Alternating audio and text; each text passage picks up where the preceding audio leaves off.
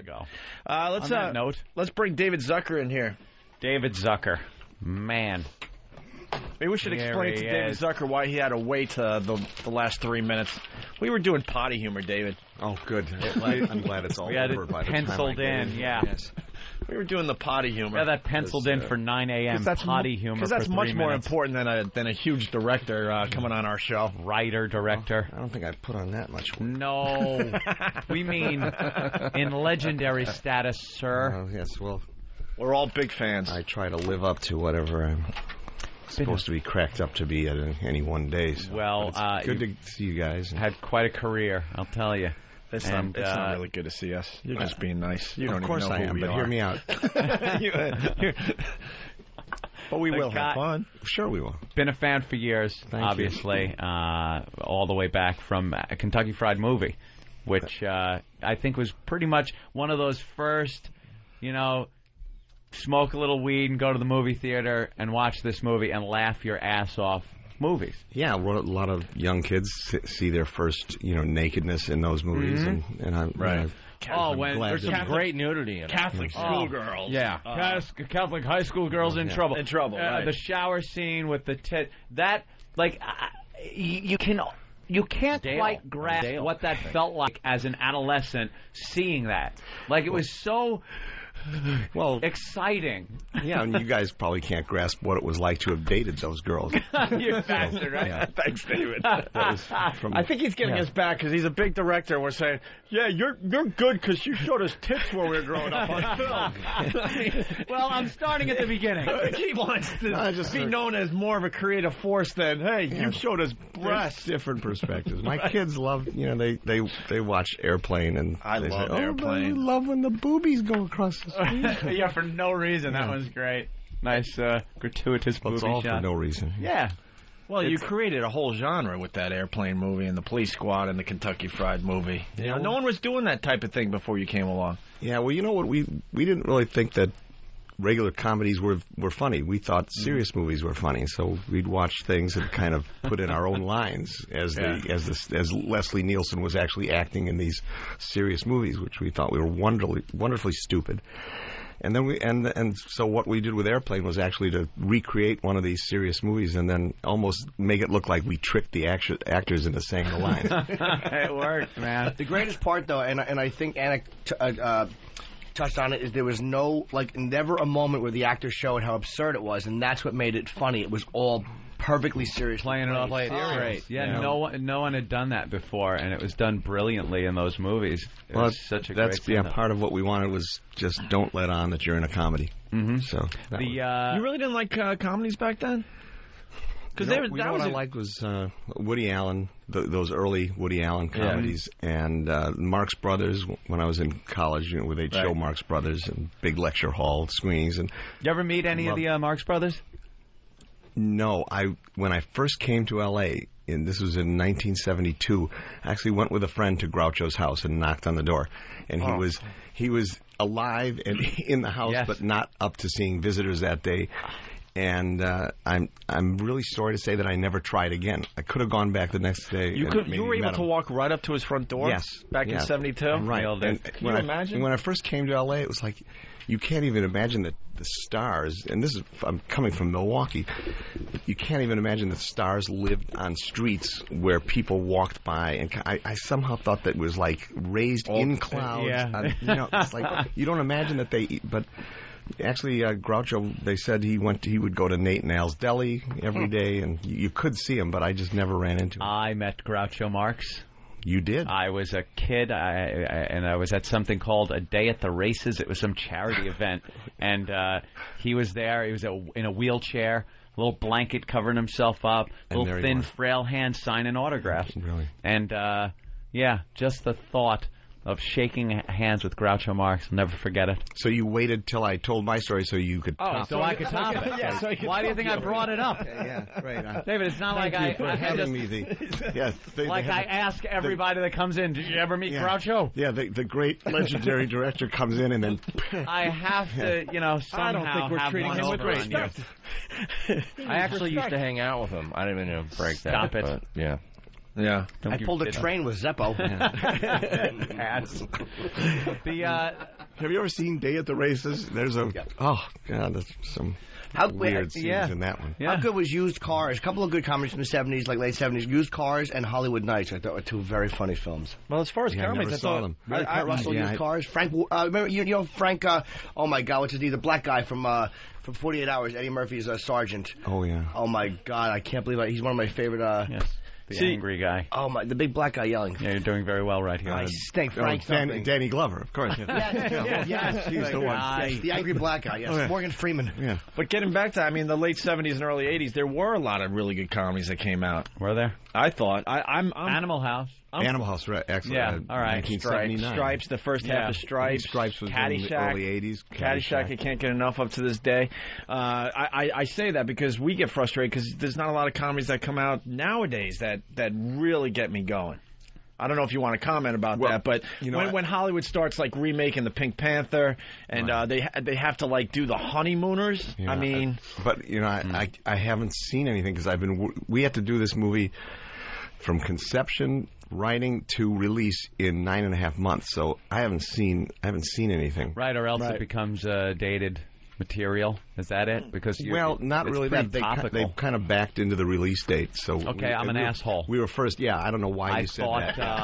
You thought wrong, and that was. I thought perhaps some of the jokes in there might have been topical. Now, not at all. Let me purely to release it. So you can hear it clearer. I'll just talk like this. Yeah, okay, right. I'm obviously talking on my ass. Give the visual to it. Yes. No, it's just. Yeah. No, there's actually a reason for this. We were supposed to originally do Ring 2. That was going to be the big movie that we were going to spoof, and then it bombed. No one saw it, so we had to wait till War of the Worlds came out. The next, obviously, stupid movie that we could do. See, now I can't wait to see Scary Movie 4 because I hated War of the Worlds. Yep. Then you'll like Scary Movie 4. Do you hate, like, as in the comedies now, it just seems like the PC and the fear of offending any ideology, it makes it really pathetic what most people attempt to do in comedy. Yeah, we discuss this all the time on our show. We're so frustrated with the PC crap as far as comedies go.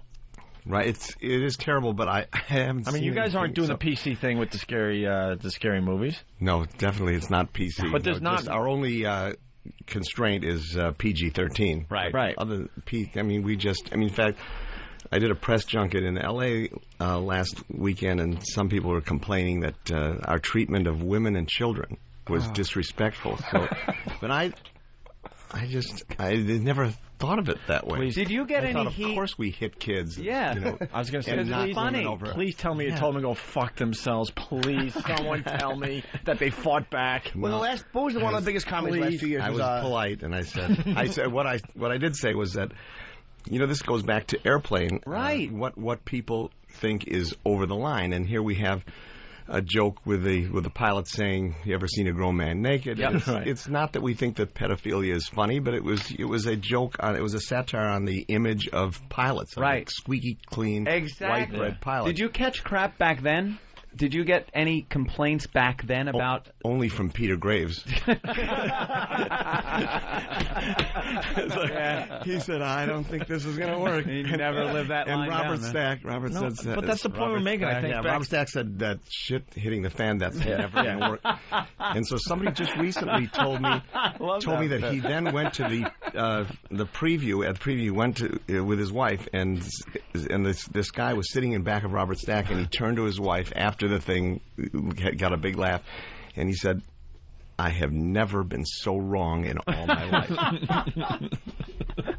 Yeah, that was the perfect send-up of the Irwin Allen type disaster, and the Airplane movies.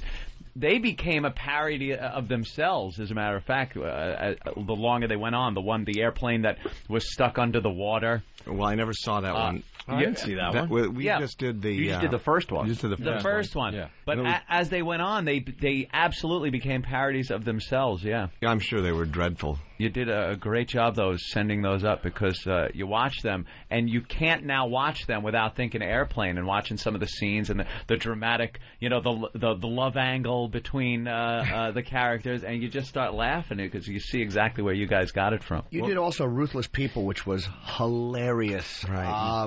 Dan DeVito, was it Bette Midler? Yeah, Played his awful wife, kidnapped. Reinhold. And Bill Pullman was in that. Who was in The Grudge and then in Scary Movie 4. So we actually have a guy in the same, doing from a movie that we're spoofing that is in our movie. So that's kind of a first. Cool. What's your writing process like? 'Cause I read years ago that when the three of you were making your movies, you guys would have index cards and write all your jokes on the index cards and. Well, usually we'd start out in the morning just drinking lots of coffee and talking politics. That's what we did, writing Airplane. Then we'd write down. Then we'd see the straight movies. That's where we start out, and it's still that same process today. When we saw the Grudge, War of the Worlds, and we were laughing hysterically as we think of as the word redubbing. You're not supposed to laugh, and that the more serious they are, the better. And especially M. Night Shyamalan's movies are wonderful. Great. Enough with and him. so in this we do the Village. Oh, he's all there. I actually at the press junket last weekend I actually met him. And somebody said, M. Night is here.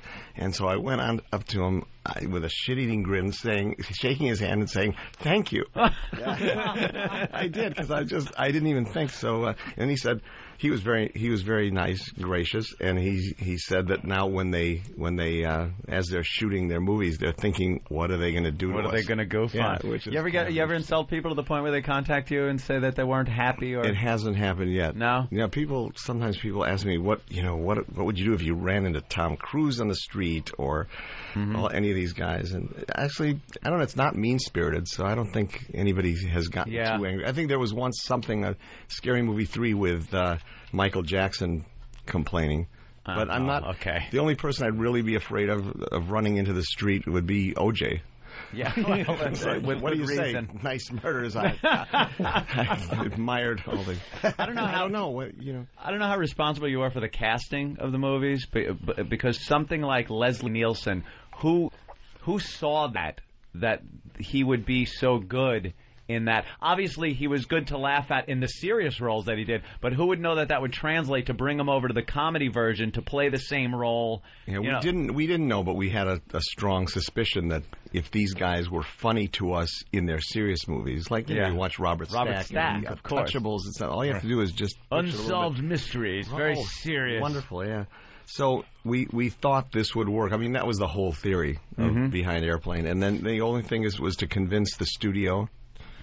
Because we were such a low budget at the time, they didn't pay enough attention. And at first they wanted to cast Chevy Chase and Bill Murray, and we liked those. We thought those guys were funny, but not for this movie. Wasn't what it was all about. Yeah. Howard Koch, our executive producer, fortunately came to our aid and would call all of their managers and say, "This isn't for you."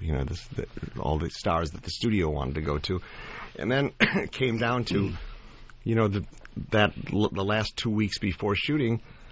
We went to Leslie Nielsen, and our casting director was by that time tearing his hair out and saying, Leslie Nielsen is the guy that you go to the night before.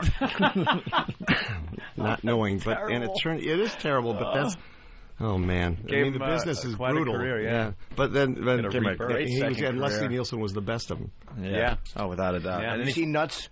When he played the John who got... Yes. How great was he? What are you going to do? Fuck someone else? Yeah. Oh, was he great in that? In fact, we when we wanted to do the Naked Gun movies, we went to visit him on the set of Nuts, and Barbra Streisand was there doing a scene with him, and Barbra Streisand did not like Airplane. Of course she cast Leslie anyway. Wow, that's a huge surprise. Yeah. Sorry to crush you. I've never heard of anyone not liking Airplane. Of course she didn't. Didn't like it. Why would she? I don't think you really had to tell us that. That should make you feel good. And did she like trying to be sexy as a prostitute with that fucking stupid Flintstones record player nose of hers? She really makes me sick.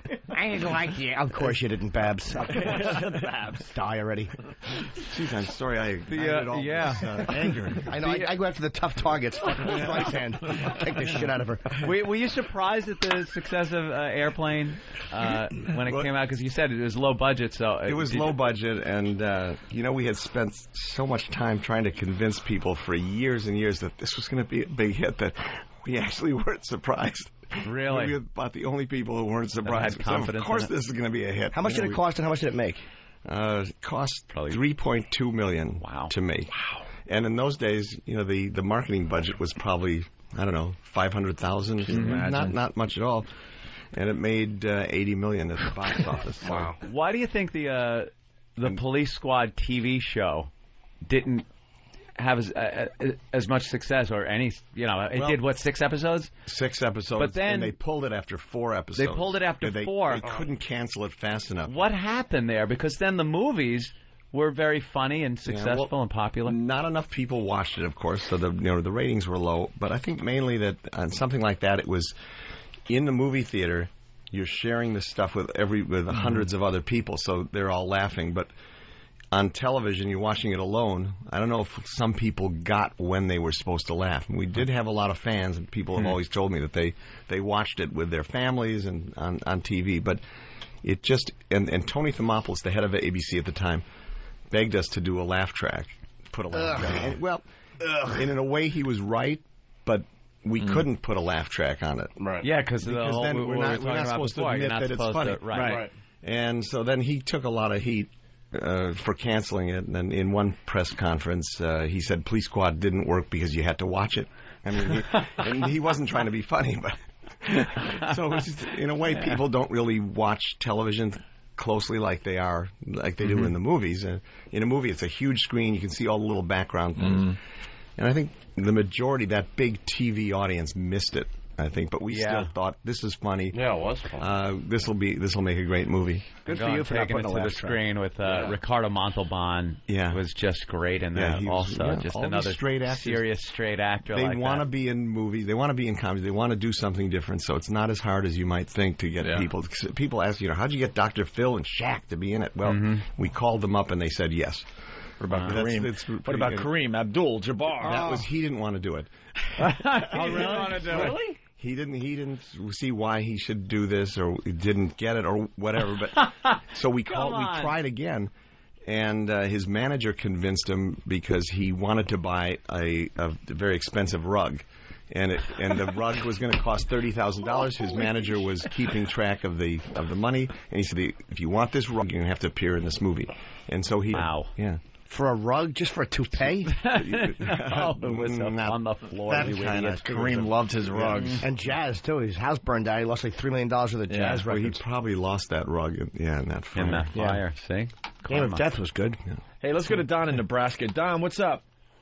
Hey, David, I just want to say I'm a great fan of your work and everything. Other than Leslie Nielsen, who's your most favorite actor or actress that you've worked with?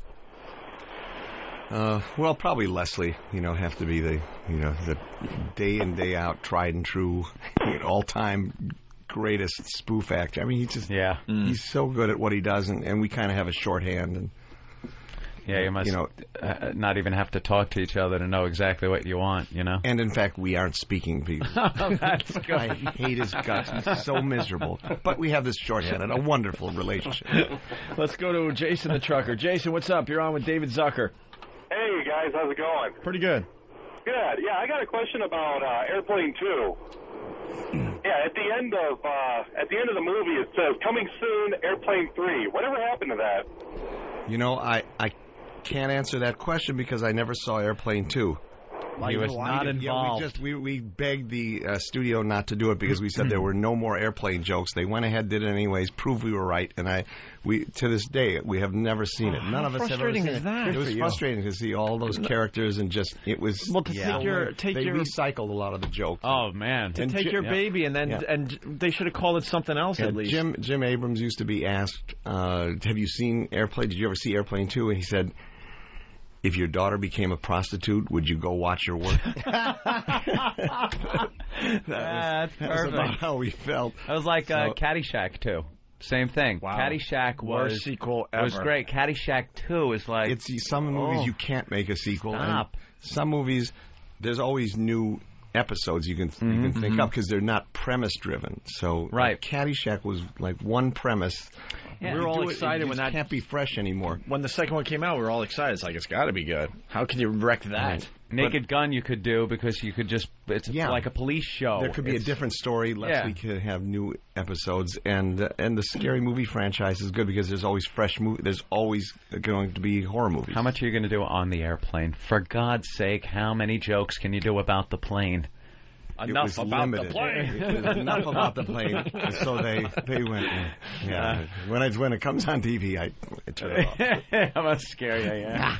That's scary. I love when he goes, she, golly, showing up on the screen. Yeah. With black guys. Oh, yeah. Just brilliant. Politically incorrect. Brilliant stuff. I loved it. So what's in Scary Movie 4, David?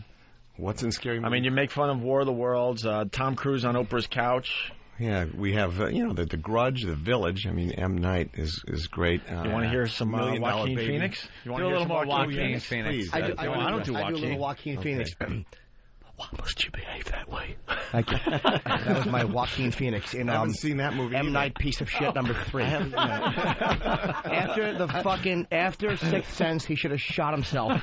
It's like a band. They put out the first album is amazing because their whole life is led up to it, and after that. No, I did like Sixth Sense. That was great. Great movie. I It was love great. Sixth Sense. But after that, yuck. But we also have Brokeback Mountain, so I don't know. I mean, That's you know, I would never see any of these movies unless we were spoofing. It's my job, so I have to see. I don't even go to see horror movies, but Brokeback Mountain was kind of above and beyond. We can relate because you had to. It's like watching paint dry. Anthony liked the movie. I saw it as a beautiful love story between two men. Two strong men. Yeah, but they could have had a set against the background of the Korean War or something. I mean, what? There was some action, not just wrangling some sheep. I'll tell you, we watched it on one of the what they call the Academy screeners, so which we get. That's how I see mine. And David, we know what you're talking about. Yeah, so you can't fast forward, you can't scan them. Yeah. So we had to watch them at the speed that the director did it. Yeah. And I'm telling you, I can't wait till they kiss or something. Some action. I wanted it. Yeah. And one time, hallelujah, a guy slugged the truck driver. It was like, oh, great. And then back to just. We're out here on the mountain. It's kind of cold. Yeah. You go up there and get them sheep back down, and then we. Yeah, and then. Hey, I thought they were going to get the that Oscar. tent scene, though. Come on, huh? The tent scene. That's That what we was do in hot, right? Before, yeah. Oh, is it? Yeah. You do the tent We do the tent scene, yeah. That's the only thing. All of a sudden, he's a little chilly outside. Right. Yeah, and then suddenly he the gets tent. invited in. I've gone into a tent. Never had that happen within 3 seconds. Usually takes 15 minutes and a couple of drinks. Huddle. In a tent, but there's more foreplay. Right, a little more than just, hey. Yeah. It wasn't enough, yeah. A little spit, off you go. One minute your pals, and that's it. Your ass is fucked. Oh, God. Let's go to Carl in Westchester. Carl. Hey, guys. Hey. Got to tell you, first of all, love Airplane, but Top Secret, I just love it that much more. Oh, thanks. But I have to thank you for one of the funniest mistakes in any movie I've ever seen. During Airplane, when they're doing the Staying Alive dance number, Robert Hayes' stunt double does that amazing backflip into the crowd. You see Robert Hayes hiding in the crowd. Yeah, you can see. Yeah. Did you discover that on your own, or did somebody tip you off to that? Yeah, he's gone. Oh, wow, that's great. There's another shot where Bob Hayes is trying to catch up to Julie Haggerty in the airport, and you can see on the big screen, maybe not on the video, but you can see a grip laying cable, a sound cable, and he's in the picture. And in those days, you leave it in. We didn't have. There was no video. There was no video village either. There was no video village, right? There wasn't. I don't think we had playback, so we'd see it one time, we saw it on the monitor. I'm a huge fan of film clubs in general. I love picking out that stuff. Yeah, there's some website that has all these books and all that. we call getalife.com. Those bastards. Because there's a thing and it doesn't. I saw the boom. Yeah. The cup. It's full. It's half full. It's empty now. Do you find that now when you were first starting? I mean, what 1980? Before that, actually 70s. 77 was 77 Kentucky Fried Movie. Then we had our live show before that. Now, when you're a bunch of kids, pretty much doing this, do you find it's different now that you've gotten older, and has your sense of humor changed? Maybe values that would make you not touch on a subject that you would have back then, or I have better values now, but it hasn't changed my work ethic. No, we still have to laugh at the same thing. I mean, I have to, in order to do my job, I have to have some kind of immaturity. Right. That on the set, everything makes me laugh. I mean, I really do think that Scary Movie 4 is funny from beginning to end because it's my sense of humor. That's because some people I know lose a part of their sense of humor when they have kids, or if they have some kind of tragedy in their life, all of a sudden that becomes a taboo subject, and it kind of takes away from their senses of humor, especially if you have a dark humor. Yeah, well, I think I can separate it from, one thing from the other. I think. Some people can't. Like I know that it's Peter Graves talking to the kid is a satire on the image of, and it's not pedophilia, and so. On the set, everybody's talking about how you're going to tell your kids, the facts of life. So everybody went around telling their stuff, which was a little bit, some people were a little off color. And it came to me, I said, well, just tell Charles that's what I've been doing to you all these years. So that's my sense of humor. Love it. What's your favorite? What's your funniest? How can I explain this? What is your funniest movie that wasn't supposed to be funny? Like, we watch certain movies, and we actually, they're not supposed to be funny, but we laugh and laugh and laugh. Like this movie, Bill, with Mickey Rooney. Oh, Bill, Mickey Rooney plays a retarded older gentleman. There's a sequel, too. The sequel not as funny as the original. And it wasn't supposed to be Dennis Quaid. It wasn't supposed to be a funny doing movie, a documentary on him. We laughed so hard at that. And the other one was about Schmidt. I don't know how. Schmidt, I have not seen. I don't know how funny that movie was supposed to be, but I laughed so hard at that movie at the places you're not supposed to laugh. Okay, here's one. Probably never heard of it. It's called Sincerely Yours. You never heard of it? Who's in that? Liberace. Oh wow! Playing a guy. Playing a guy. And he falls in love. He gets married. He loses his singing voice. It's Who's the girl in it? I don't know. It was made in TV movie. Made in the late 50s. TV movie or no? It was a theatrical movie. Wow. I don't know how well it did, but it was kind of misconceived. If you somehow. Oh wow. Miscast. And then the others is the other one we used to laugh at a lot was the Corsican Brothers. Oh right. Cheech and Chong? Cheech and Chong. No. This is this is the original, the serious one. Yes. Right. I was hoping you came up with a movie from this century for us. Yeah, no. The most recent one was probably Midway. Midway, yeah. Probably in the 70s. Yep. Yeah. But I watched that over and over again because I'll watch it like 1,000 times. And I'm trying to figure out, which carriers launched which planes. I can't figure out the plot. Well, they put it down on the bottom. There's all kinds of subtitling going on. They actually had subtitles, which probably put in after they screened the movie. And they said, nobody understands what we're doing. I just watched Tora yesterday. Yeah, and it's pretty much the same thing. Yeah. A lot of this is, Major John Love. Yeah. And here he comes. They show you 20,000 people with different names. I don't know who they are. I can't keep track.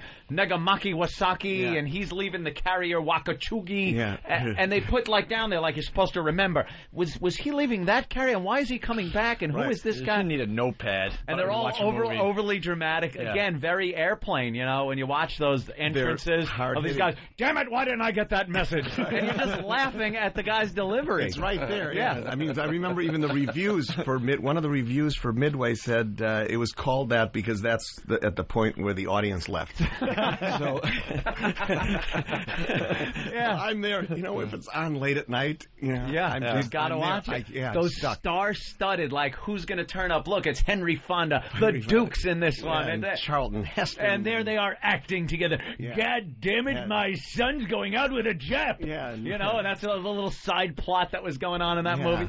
Fantastic.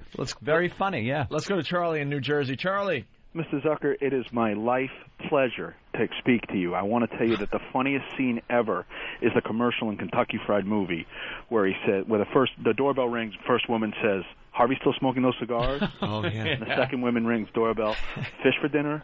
And the third woman says, "Christ, did a cow shit in here?" I've lasted 20 years on that joke. We actually did that joke on our live stage show, which was called Kentucky Fried Theater. We had live skits and video monitors which played our parodies of commercials, and that was one of the commercials we did back in the early 70s on stage. Yeah. Well, I have a question. Where did you guys perform in the early 70s? Because I know, because now there's, comedy clubs everywhere, but, where did you guys do your shows? We converted an old drug rehab center on Pico Boulevard in West L.A. Oh, wow. And it was a 130-seat theater.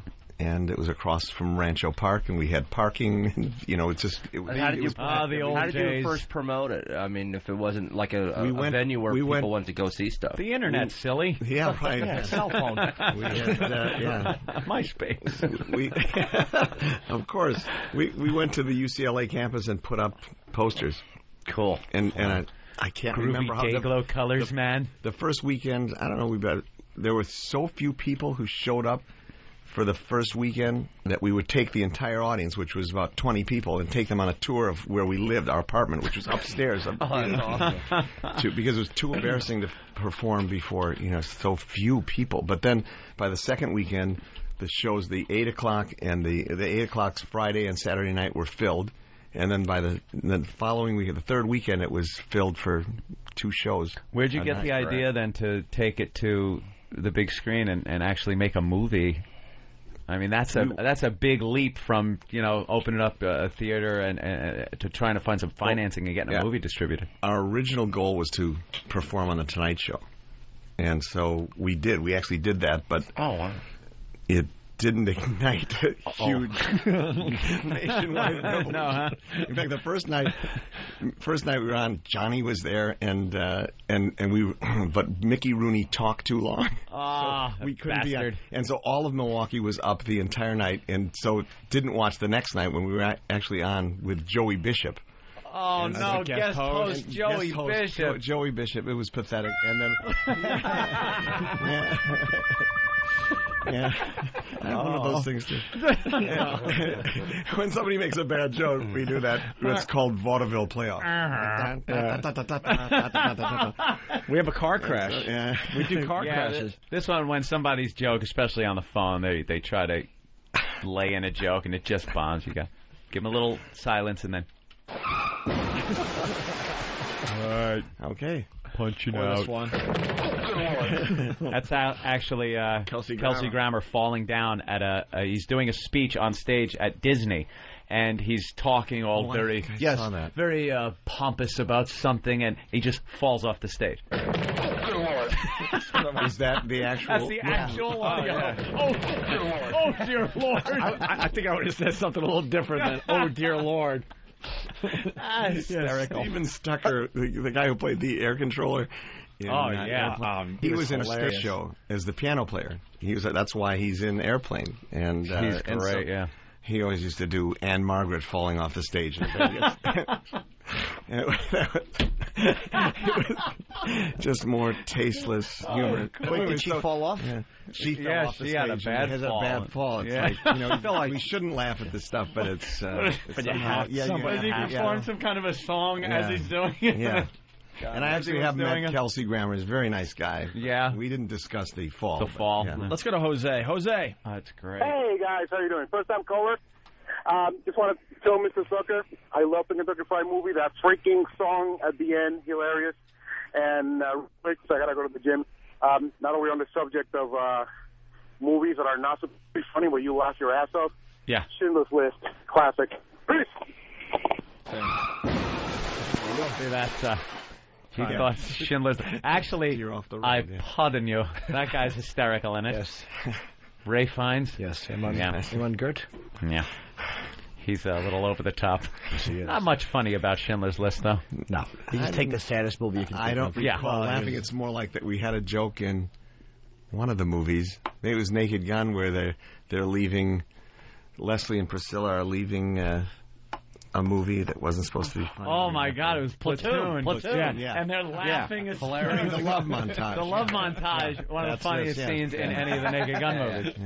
Perfect. Herman's Hermits. The movie would have been made 10 years later. We would have done that for Schindler's List. Right. Yeah, that would have been it. All right, let's go to Rob in the Hamptons. Rob.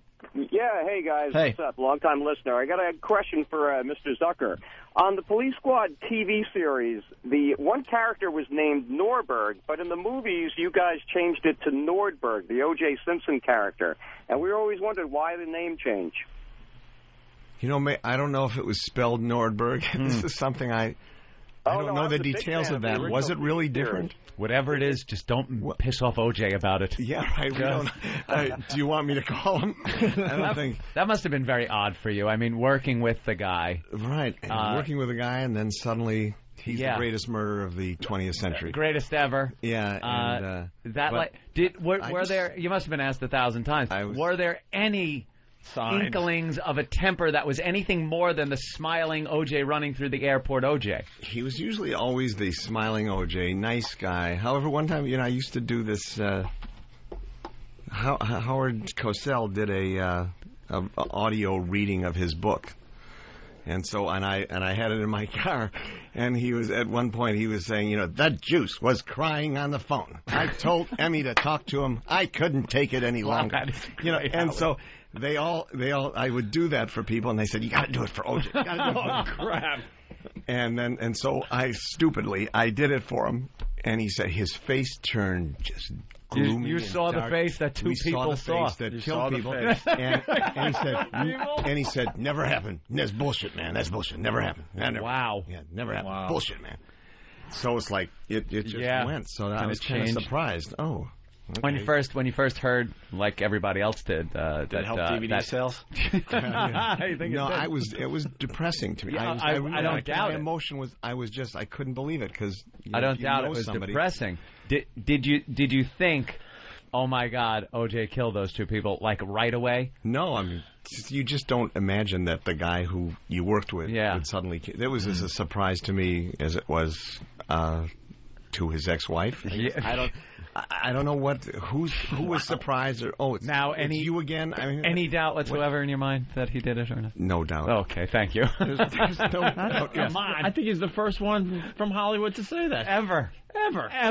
Yeah, well, I think he has to be given the benefit. Everyone's like, well, he was acquitted. Yes, he was acquitted. Hurrah. Yes. There was a glove that was planted by No, this is. But there's a number of things that are pretty outrageous that have happened. My favorite bit of testimony was the limo driver. Ding dong, ding dong, ding dong, OJ, ding dong, for a half hour. Ding dong, OJ. What is that? I see someone running. Ding dong, ding dong. Hello? And then he's there. He's out of breath. Hello? Yeah. Wow, that must I was already working with the guy. But by the time that happened, that was already way after I had worked with him. And so the last time I saw him was at the wrap party, and I sold him my knife collection. For the murder or the... It's just like I had nothing to do anymore. Got new knives for Christmas. You didn't need the old ones, right? So sure. I don't know. I never talked to him. He hasn't worked since. How is it working with Matt and Trey? We love those guys. Oh, yes. They were great. It was fun. Yeah, basketball is very funny. Thank you. Yeah, they are. They have that same kind of sick, twisted, don't care what people think. And other guys that don't exactly. Yeah, we met them as soon as they hit town. Somebody, my business partner, Gil Netter, found this Spirit of Christmas tape, and so I was one of the first ones to see it, and I passed it around as everybody was passing it around at the time, and we had them into our office and. We've been friends ever since. We love. Were they big fans of your work? They were. They must have been. Yeah, they were. So it was great meeting them because they were so funny. Yeah, and it was great working with them. Nice when you can meet some people that don't let things get in the way of because sometimes dark humor has to go places that people are going to be offended by. I mean, you can't really do any kind of comedy without offending somebody. Even if you don't mean to, someone is going to be offended by it some way, shape, or form. And if if that matters too much, you can't put too much into it. Right, you can't be thinking, what are people going to say? Then you're looking through the rearview mirror. And, you second-guess yourself. Right. You're watering things down. Well, I always have to do. I mean, it has to make me laugh because every take, I have to put myself in the position of the audience. So I have to be able to laugh every time. It's just gotta be funny. As long as I think it's funny, I feel I'm on fairly solid ground. We catch a lot of hell sometimes because, as you said, the joke with Peter Graves about pedophilia is more a goof on the pilot attitude. We get ragged on a lot of times because one of the funniest shows that is on multiple channels every night is the news. To watch these newscasters broadcast the news and have them trying to make you think they're actually trying to inform you and not entertain and get ratings and sensationalize is a joke. So we catch a lot of hell goofing on the news because of the stories they're covering. And, you're touching on horrible subject matter. Well, we get the sex offender news tease. It sums it all up. This is yet one of many news teases that'll come on during a rerun of Seinfeld or something to tease you, to rope you in, to scare the shit out of you to watch the news. And this was one of our favorites. One city wants to pack all their sex offenders into a 3-block area. Problem is, it could be right next to your house. Can it really? That's not real. Absolutely was real. That is, and I'm sitting there going, favorite of all time. We could use that. I'll put that right. Who the hell? That's like written for us. What? Yeah. What if? David, we should talk. I'm telling you. Excuse me. Hi, neighbor. Can I borrow a cup of your daughter's urine? We should talk. We're in the same game. I'm telling you. Who's the politician going, I need a map of my town that I'm running because I need to put all the sex offenders in a 3-block radius. It's not going to happen. It would never happen. Well, something similar to that, we're doing a movie with The Onion. And I love The Onion. And it's a sketch movie like Kentucky Fried Movie was. And so one of the sketches is that, because of prison overcrowding, they're having prisoners in people's homes. So the guy shows up at someone's home, and he's having dinner across the street. Fine-looking women. Sup? I have cried reading The Onion. Yeah. Like it is such a great parody on the news and newspapers. Yeah. Just hysterical. The old National Lampoon used to be like that years ago. I would sit there and have to close the magazine because I couldn't breathe. Right. And that's the type of stuff. And it was always some of the worst, most tasteless humor. Yeah, not very PC. There was something about a fight between Joe Frazier and Muhammad Ali that I was reading in National Lampoon, and it was them all old and everything. And they were calling him Smoldering Joe Frazier, and it was a joke about Muhammad Ali's just degrading physical health, and I was crying. I was laughing so hard. And it's a horrible subject, but, it's just that type of thing. Just to put some of those things in headlines. Yeah. We have a sick sense of humor. Yeah, we catch a lot of hell for it, but it's just that's the way it is. A lot of people find it funny. Yeah. Sorry. Why are all these guys sucking my cock? In the headline. And that's what makes it funny. If you say it, it's one thing, but see it in a headline. Yeah. Yes, in a headline. Big headlines. Yeah, why is that in a headline? Do you watch bad TV? We purposely go out of our way to watch bad TV. I don't watch much TV. It's really The Sopranos. Yeah. And that is a good one. I like that. But and then one time the producer of 24 gave me the entire second season, and it ruined my life for a week because I was up till 4 a.m. You can't turn it off. So I never watched it again. It used to be the marathon where you were at the mercy of the television stations that would do a marathon. Now, when you buy a box set, you're just like a zombie sitting there with your eyes feeling like you were just welding. That's right. And no you can't governor. turn it off. Yeah. Right. You can no commercials, one after the other. Love it. Well, we got Scary Movie 4 on Friday. Friday right? opens Friday. everywhere. That's going to be another huge hit. I cannot tell you what a thrill it's been. I've been a fan since Kentucky Fried Movie. We don't get excited often when people come through. But absolutely. When we saw that David Zucker was coming in, pleasure. Me and my friends would just always talk about, oh, no, the Zucker movie's coming out, and it was always. I mean, you've always been. I've been a huge fan of your work. Absolutely. And I'm just lapping your ass over the whole thing, but what can I say? That's what felt so good today. I like your stuff a lot, too. What? I do a little acting. Oh, okay. Jimmy was in Spider-Man. All right. He was the surly truck driver. He said, well, I think I have your clip here somewhere. I don't know. I'd rather just have he was in Spider-Man. You weren't the truck driver in my favorite, the most Surly exciting truck moment driver. in Brokeback Mountain. When the fight? Slugged the truck driver. And I I woke up for that. This is the montage. It was like a news montage of how people felt about Spider-Man that they were going through. And Jim was the surly truck driver loading the truck, and they asked him, what do you think about Spider-Man? And here was Jimmy's response. He stinks, and I don't like him. Actually, in the Jimmy movie. from That Spider-Man. is you. I Blockbuster. recognize the voice. Yeah. Blockbuster movie. It's going to be seen in Lucky Louie. Yeah, you know. On HBO. HBO. A little HBO show after Entourage. The Spider-Man moment was a big one. Yeah, I'll look for that.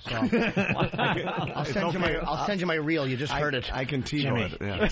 He doesn't care. He does care. He doesn't care. He wants to use me in a movie. He does not. I'm a good actor. How many people try to be funny in front of you? Stella. Like, oh, that's David Zucker. I'm going to give him my best funny.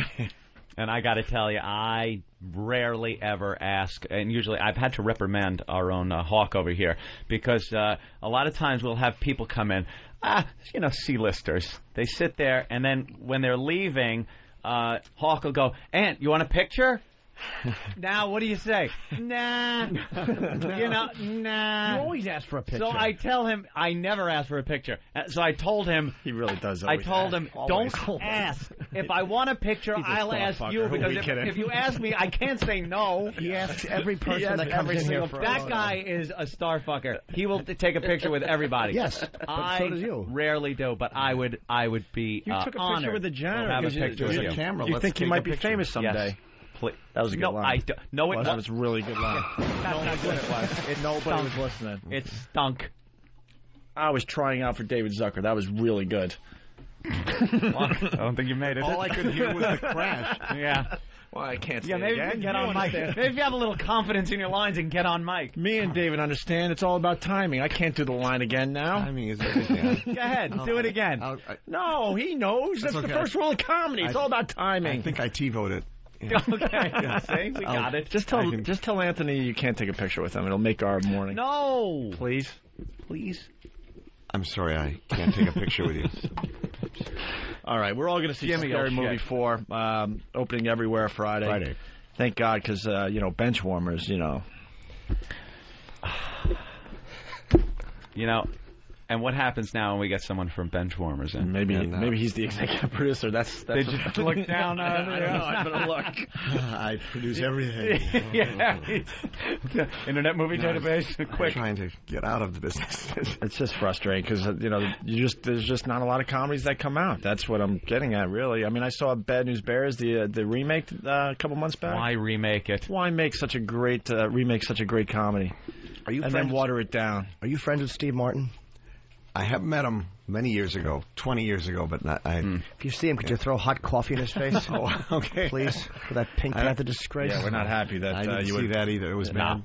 How couldn't it be? I wouldn't see it, but I mean, to do that to Sellers' memory, he should just be fucking drummed out of Hollywood. Another one shot? Anyone else shooting No, celebrities by the sword today? I know, unless Anyone they show else, up, then I anyone love else them. noticing the pattern here? What? He hasn't seen any of these movies. I have No, I don't blame him. He's seen every single one of them. Making movies, Opie. He's seen every single one of them, and he comments about all this stuff behind closed doors. I don't blame him. That's the trick, is just not to see. So I can say, right. Oh He my is giving. God, what a turkey. Yeah. When Steve Martin walks into a restaurant or something, he doesn't have to go, oh, that piece of shit movie He's he seen made. all Now these he hasn't movies. seen it. Yeah. That's smart. If I go into a restaurant where Steve Martin is, he's going to be saying, Dave, hey, I'm over here. I think you're a little more well-known than you think. And he should say that. You could probably make a movie that makes him funny again. I used to love Steve Martin, and he stinks now. And David Zucker agrees. Yeah, he said shaking my head. He said it. He's shaking his head. Yes. No, I mean when you get such a great character that what Peter Sellers did, it's how do you make that? Well, for an actress, kind of a tall mountain to climb to say, "Well, I'm going to do Peter Sellers." Well, they're calling it a hit, though. Believe it or not. Of course it is. The public is stupid. All right, we're babbling enough. We got to let David Zucker Not the go. listeners of this show, though. No, they're brilliant. They're all rocket scientists. We love them. Yeah, all. we love our listeners. All right, so David, go thank see you Scary so Movie much. It was a pleasure. Thank you very much. Thank you, David. We'll go to break.